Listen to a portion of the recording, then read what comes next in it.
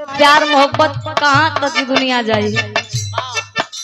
अभी तो भैया एक ठेहलवा घटना घटल हो। अरे वाह नाला सुपाड़ा में प्यार के चलते लोग टाइल्स के अंदर गड़वा के ऊपर से टाइल्स लगवा देला।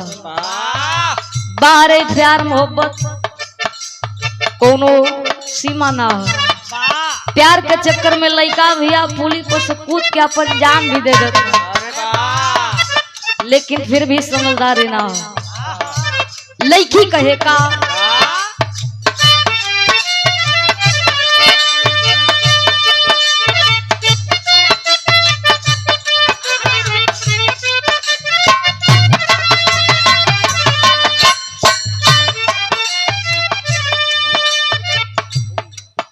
कि काहे करे लहम के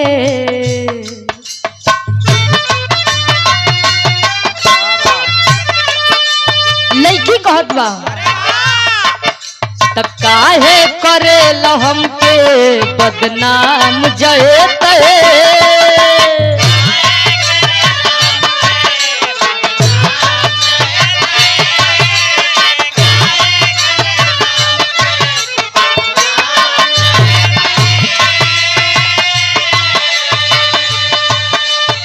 काहे करेल हमके बदनाम जय तहे,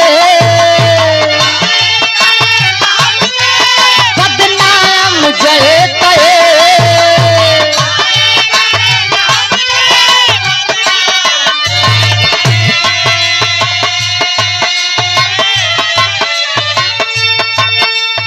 काहे करेल हमके बदनाम जय तहे।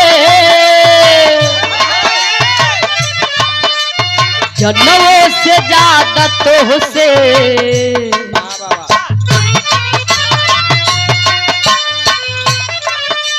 जनवों से ज्यादा तो से प्यार भइल रहे।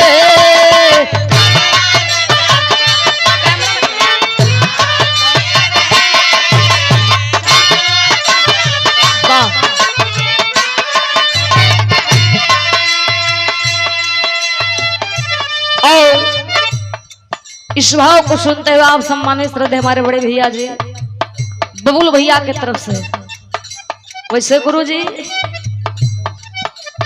बड़ा दिल का राजा हो।